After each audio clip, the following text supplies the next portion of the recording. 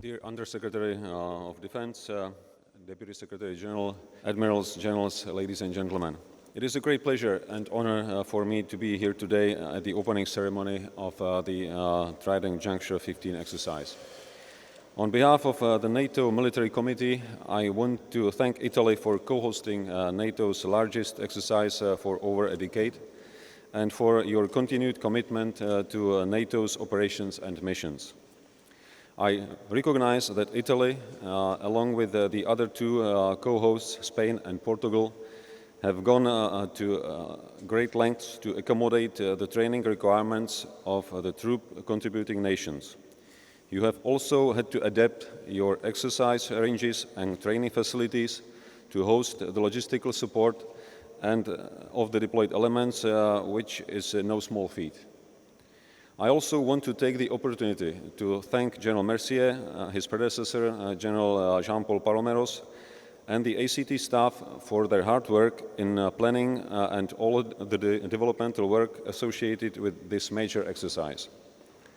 I would also like to thank General Breedlove and his staff at the ACO for their operational support, specifically on logistics and communications planning. And I cannot forget to thank Joint Force Command Brunssum under the leadership of General Domrose for the preparations and, most importantly, for execution of Trident Juncture exercise. Exercises of this scale do not just happen overnight. There has been a lot of effort throughout the NATO command structure put into planning, developing, preparing, and since the 1st October, executing of the exercise to make sure it meets NATO needs. You may ask why NATO has exercises like Trident Juncture 15. What is their importance? The rationale for planning and executing military exercises in general is to prepare commands and forces for operations in peace, crises, and conflicts. Exercises such as Trident Juncture make certain that forces from across the alliance can work together effectively whenever needed. It is through exercises like Trident Juncture 15 where NATO allied forces and also partner nations and organizations can come together to train, exercise, and learn from one another. It is for this reason that Trident Juncture 15 has at the core of its planning NATO's Connected Forces Initiative, or CFI. CFI enhances the already high level of interconnectedness and interoperability Allied forces have achieved on operations and with all our partners.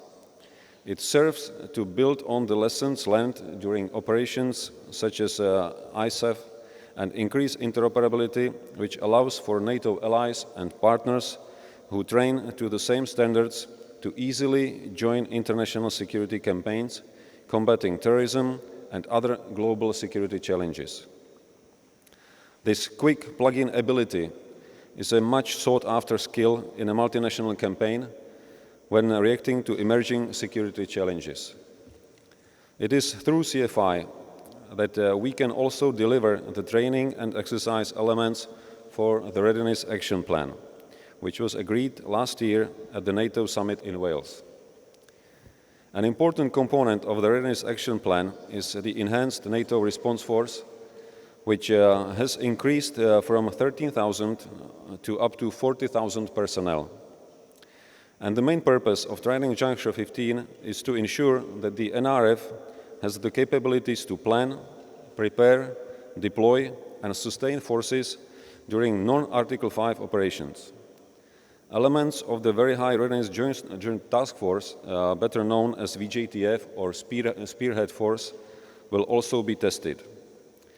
Events within the exercise will range from the effects of subversion and terrorism to grand military maneuver on a large scale, from the conditions of chemical warfare to the battlegrounds of cyber and information, from the intricacies of tribal rivalries to the challenges of unpredictable and autocratic political leaders. Trident Juncture 15 will boost readiness and responsiveness overall. It is an affirmation of our capabilities and our capacity to evolve rapidly. Thank you.